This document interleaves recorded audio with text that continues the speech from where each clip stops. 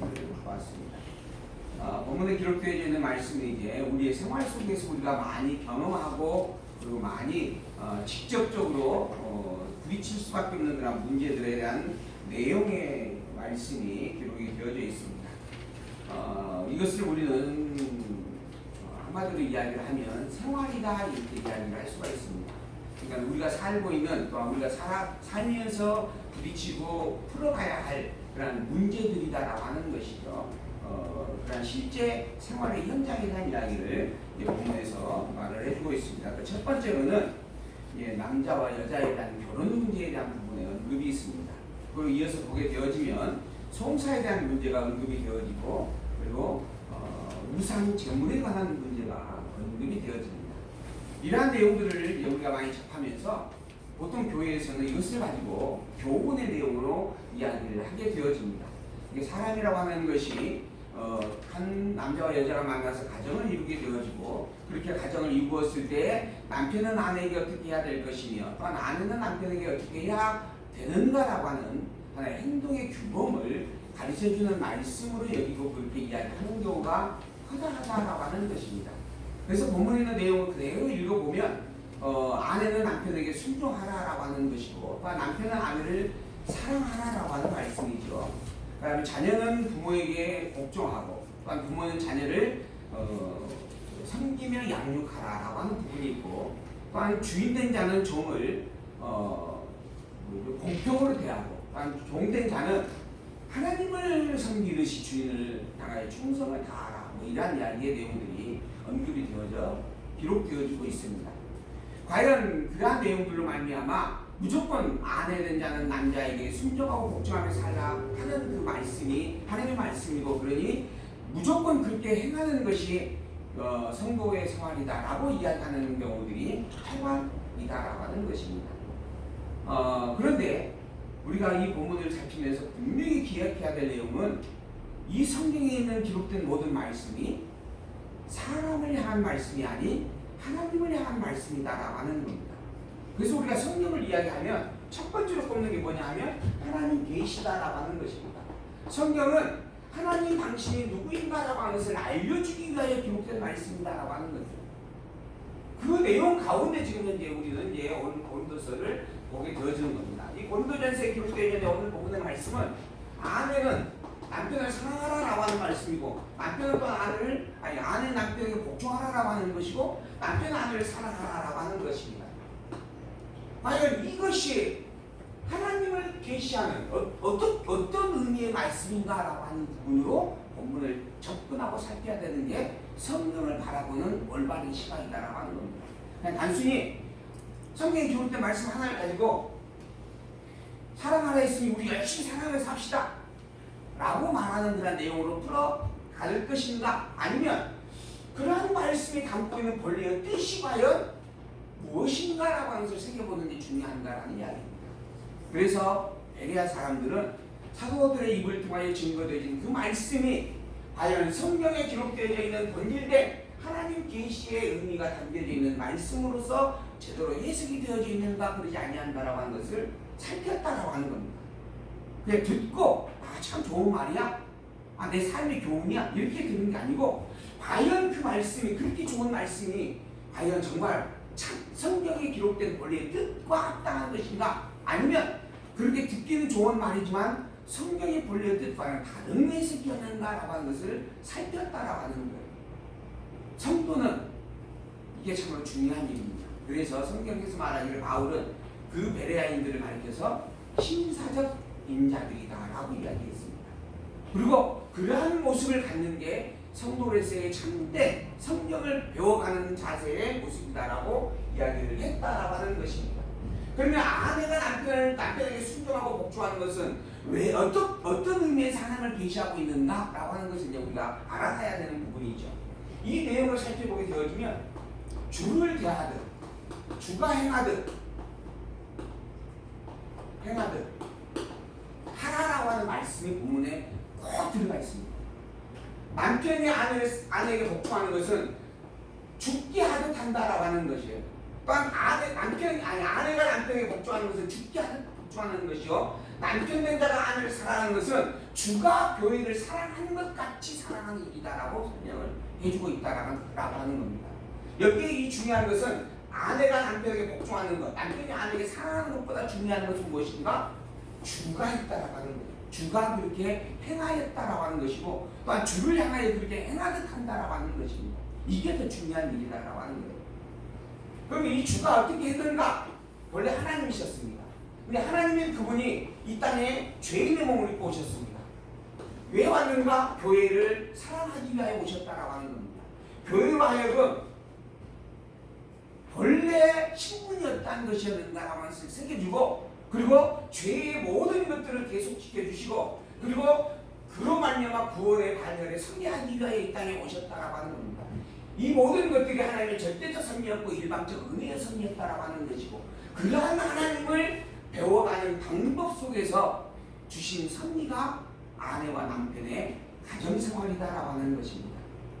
그러므로 아내된 자는 주를 대하여 하나님을 기억하고 예수와 그리스도의 힘을 경외하는 심정으로 남편에게 복종하는 것이고, 더불어 남편이 아내를 사랑하는 것도 주가 교회를 사랑한 그 일을 기억하는 믿음의 고백으로 사랑을 행하는 것이다 라고 가르쳐주는 것입니다. 그러니까 본문의 요지는 복종하라, 사랑하라는 말이 핵심이 아닙니다. 복종하고 사랑하는 이 일의 본질된 의미가 무엇인지 아느냐? 복음을 기억하게 하는 계시의 섭리다라고 하는 겁니다. 하나님을 잊지 말라고 주신 너희의 삶의 현장 속에서 매 순간마다 하나님을 잊지 말라고 주신 복음의 비밀이 담겨져 있는 일이다라고 하는 겁니다. 그러므로 우리는 아침에 일어날 때 옆에 누워있는 남편과 아내를 바라보면서 마음으로 기도하는 겁니다. 나에게 사랑하는 자고 배필로 준 그를 향하여서 그것을 주신 하나님을 향하여 감사하고, 그것을 주신 이유가 하나님의 살아계심과 하나님이 나를 사랑하시는 그 사랑을 되새기기 위하여 주신 섭리였음을 기억하고, 그 섭리의 내용 속에서 내 믿음의 신앙의 고백으로 남편과 아내의 손을 붙잡고 사랑합니다 라고 이야기. 그렇습니까? 한다라고 하는 겁니다. 이번에 제가 이제 목회자 캠프를 다녀왔는데, 목회자 캠프가 이번에 그 범주가 어디였냐면 갈라디아서하고 그다음에 에베소서였어요.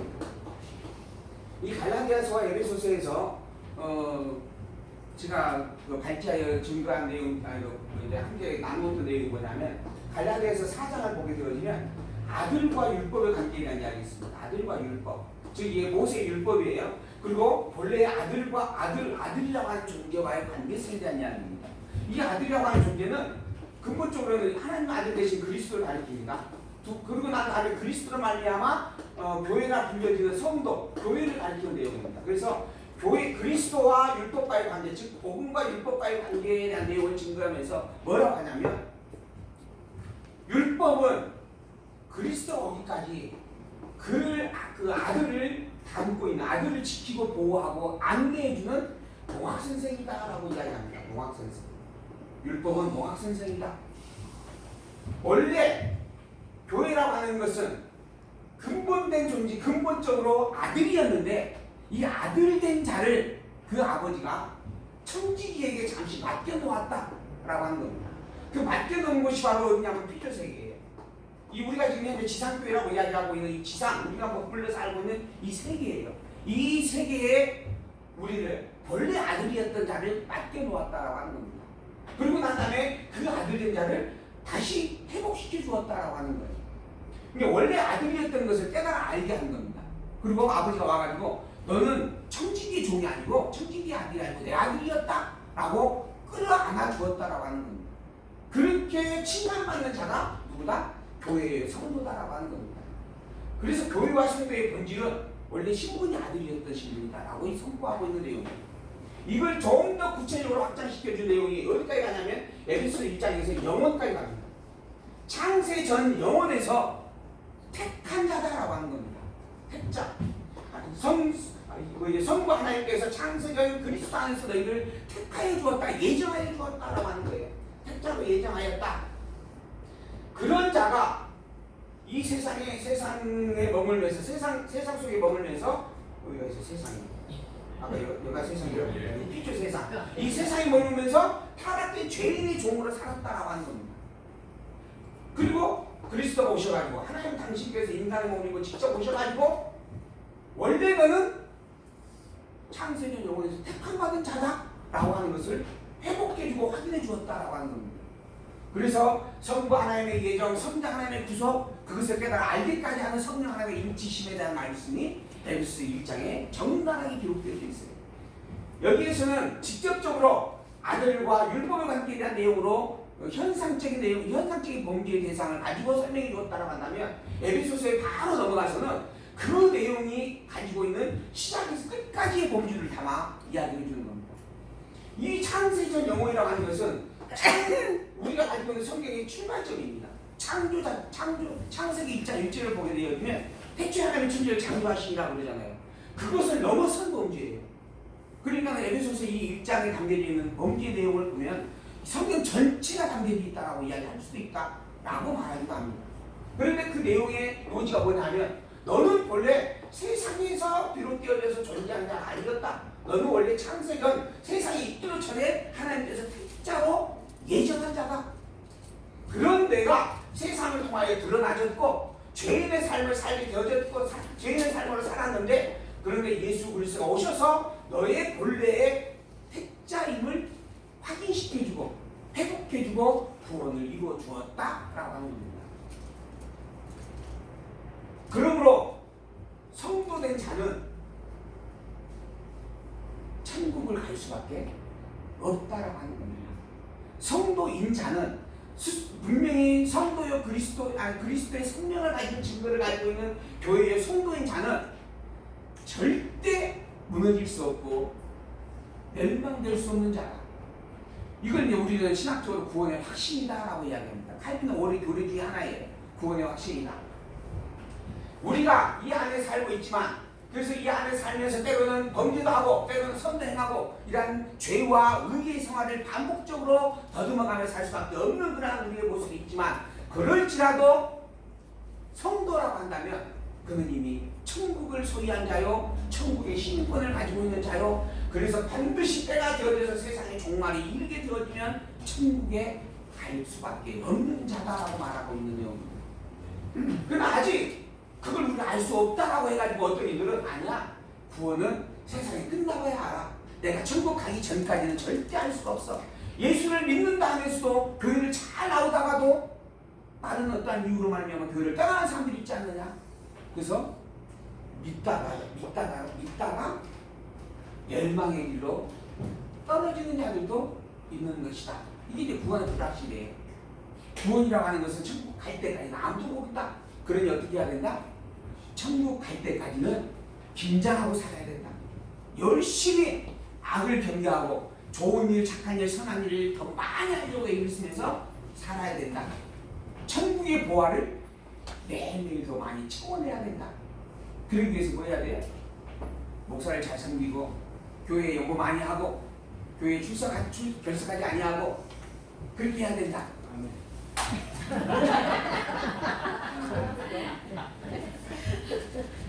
그렇게 말하는 내용의 바탕에는 뭐가 있다? 구원을 믿을 수 없다. 내가 구원 받았다라고 하는 확증을 갖지 못하였다라고 하는 고백입니다. 이건 성경적이지 않습니다. 제가 이야기드린 이 두 가지 내용만 봐도 우리는 본래 누구였다? 아들이었다라고 하는 거예요. 죄의 종으로 비록 지면에 우리가 있었지만 그래서 나는 죄의 종이고 죄의 자녀인 줄 알았었는데 알고 보니 나는 원래 아들이었더라라고 하는 겁니다. 아들 된 자는 그것이 회복되어질 때 다시는 나를 죄로 얽매였던 그를 바라보지도 않습니다. 이제는 그 군대 갔다 온 사람들은 알죠? 다시는 그쪽에다가 쳐다보지 않는 모두 오줌도 넣지 않는다. 이거 녹화되니까 큰일 이런 이야기까지 한다는 거예요. 그 정도로 심각한 부분들입니다. 그 정도로 그냥 진전세가 난다는 이야기죠. 그런데 그런 자가 누구라고요? 성도이고 교회인데 그런 자가 자꾸 또 죄의 늪 속에 빠져 들어갑니다. 자꾸 죄의 종의 삶을 살려고 하는 거예요.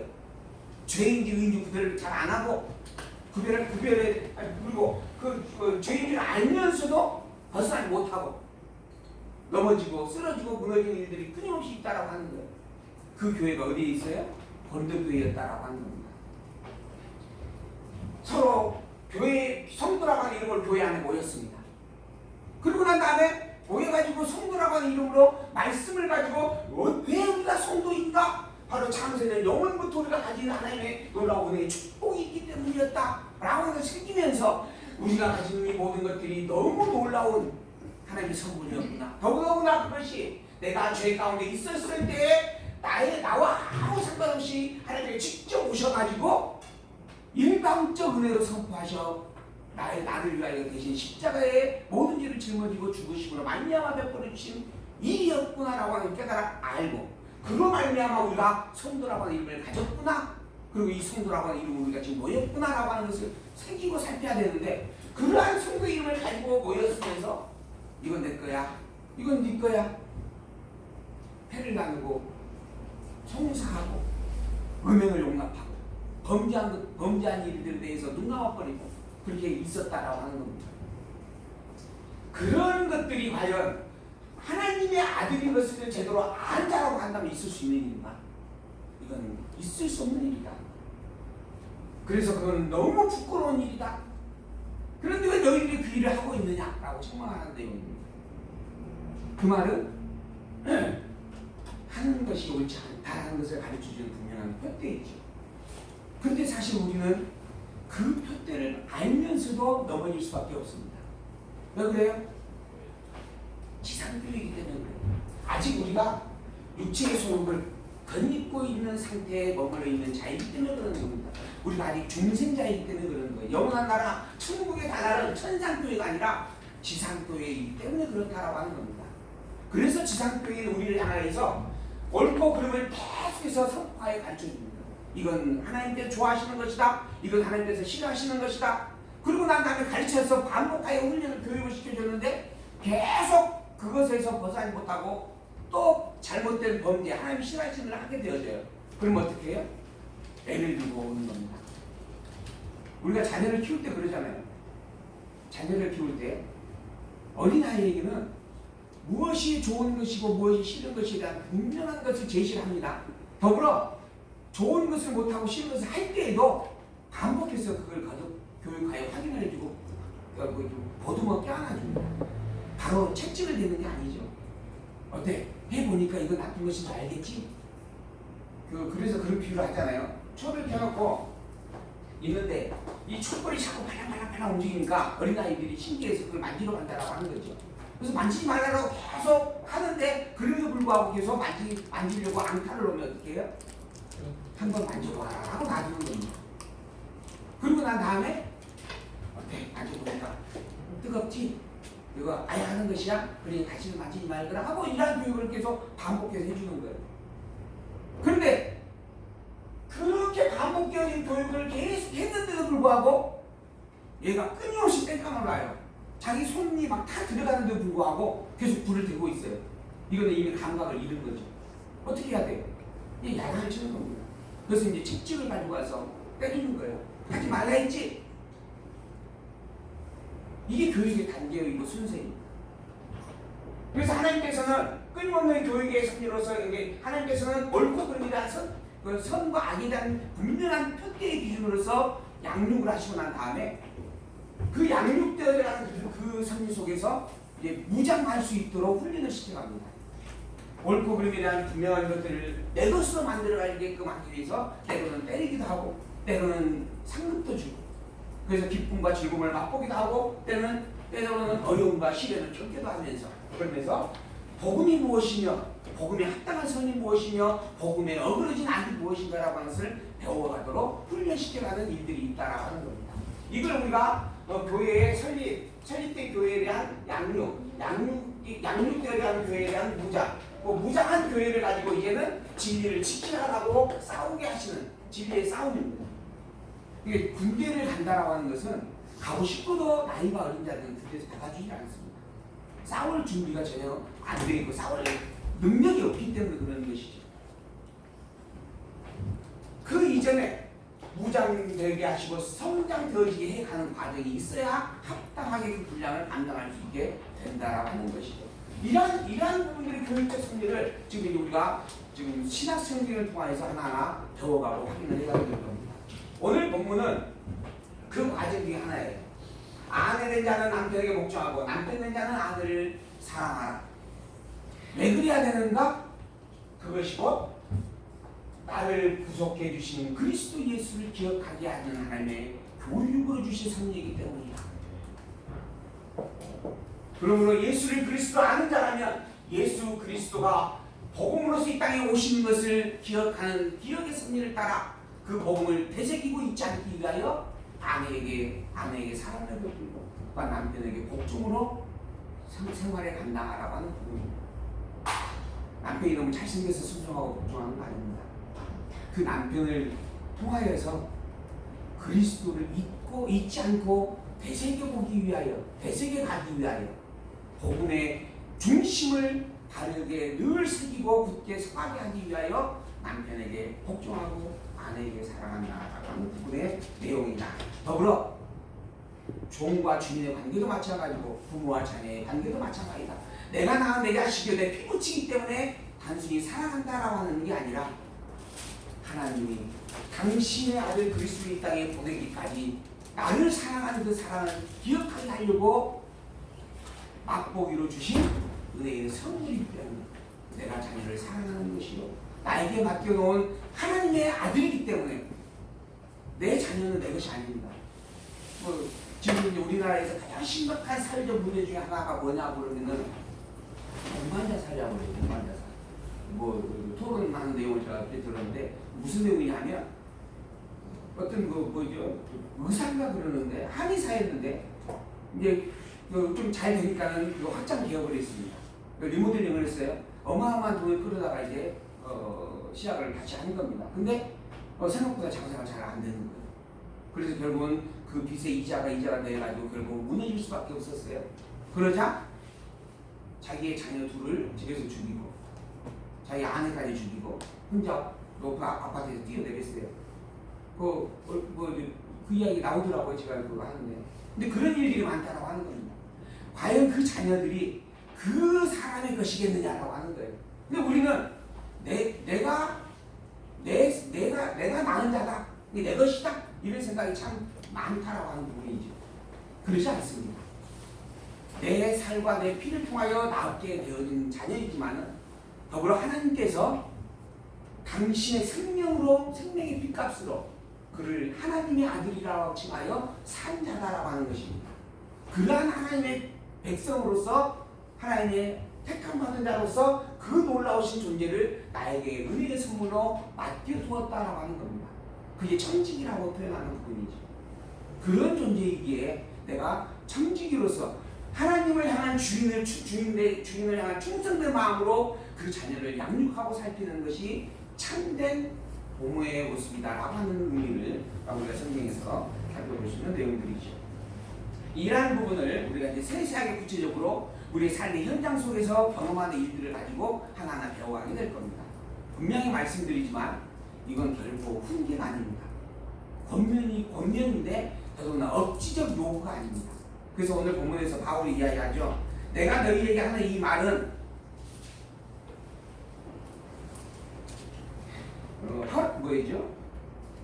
아까 6절이었나요? 6절. 그러나 내가 이 말을 하면 허락이요 명령은 아니니라. 나는 모든 사람이 나와 같기를 원하노라. 그러나 각각 하나님께 받은 자기의 은사가 있으니 이 사람은 이러하고 저 사람은 저러하니라. 그러니까 모두가 다 내가 이 말하는 것처럼 다 되어졌으면 좋겠다. 그런데 이거는 하나님의 말씀, 즉 하나님께서 주신 절대적 명령으로 주는 내가 그 말씀이 아니다. 내 신앙의 고백으로 너에게 권면하는 것이다. 왜 그러는가? 우리에게는 각각 하나님께 주신 서로 다른 다양한 모양의 은사와 달란트가 있기 때문이다. 어떤 이는 자기의 권면대로 홀로 살 수 있는 은사가 있고 어떤 이는 결혼하여 살 수밖에 없는 달란트의 은사를 가진 자가 있다라고 하는 것입니다. 그러므로 이것을 하냐 마냐라고 하는 부분으로서 접근할 것이 아니고 왜 이렇게 되어지 않는가, 왜 이렇게 하고자 하는가, 그 본래의 목적을 기억하고 있지 말아야 된다. 그리고 하나님을 향한 계시의 선입니다. 하나님이 여호와만이 하나님이신 그리고 예수가 그리스도요, 예수님만이 그리스도이심을 기억하게 하는 방편을 준 섭리이기 때문이다 라고 하는 것, 이걸 분명히 기억하면서 우리가 본문을 살펴보아야 할 것입니다. 교회라고 하는 자가 지금 다투고 싸우고 있는 모습을 보여주고 있는 내용이 고린도서 시작에 있었습니다. 그러한 고린도 교회를 향하여서 교회란 원래 그리스도로 말미암아 한 몸이 되어진 자다라고 선포하였습니다. 그리고 아까 말한 대로 교회라고 하는 것은 본래 하나님의 아들이요 창세전 영원에서 이미 예정함을 받은 특자이다라고 선포해 주는 그런 말씀입니다. 그리고 그로 말미암아 비록 우리가 죄의 속성으로 죄의 노예의 삶을 살아서 그래서 각각이로 너는 너고 나는 나라고 하는 생각을 갖게 되어졌지만 그리스도로 말미암아 우리가 성도의 이름을 회복하였다라고 한다면 이제 우리는 너와 나가 아니라 하나님의 백성으로 한 몸이다라고 하는 것을 기억해야 된다라고 본면에 주고 있는 말씀이죠. 그래서 건덕을 이루게 되어지는 섭리의 요소인 단합을 확인해주고 단합을 저해하는 요인들에 대해서 이야기를 하고 그 단합을 이룰 수 있는 조건과 그 단합이 깨어져 버린 교회의 아픔에 대한 이야기를 해주게 되어집니다. 그런 구체적인 내용으로 첫 번째는 인간에게 속하여서 분열되어지는 것이다. 내 파, 네 파로 나누면 안 된다라고 하는 겁니다. 우리는 오직 누구 파예요? 하나님 파다라고 하는 겁니다. 바울파도 개바파도 아무로파도 아니요. 우리는 오직 하나님만을 섬기는 하나님의 종이다. 너도 하나님의 종, 나도 하나님의 종이다 라고 하는 것이죠. 그래서 인간에게 속하지 말라. 그러니까 육체를 자랑하면 반드시 분열하게 되어 있다. 육체를 자랑한다라고 하는 것은 세상에 속한 자의 모습이다. 타락된 죄의 속성이 그러한 모습을 드러내게 하는 것이다 라고 하는 이야기입니다. 그러므로 육체를 자랑하지 말고 오직 하나님의 지혜를 가지라 라고 당부를 합니다. 하나님의 지혜로 하지 아니하기 때문에 교회가 찢어지고 분열되게 되어지는 것이다. 그래서 하나님께 속하여야 할 것과 교만을 버리라라고 하는 부분을 고면을 해주었다라고 하는 것입니다. 그리고 이어서 이제 마지막 그 단합을 제외하는 문제에 대한 내용을 구체적으로 오늘 본문 7장과 8장을 통해서 가르쳐주는 말씀, 확인해주는 말씀을 오늘 이 시간 우리가 본문을 통해서 구체적으로 확인을 보게 됩니다.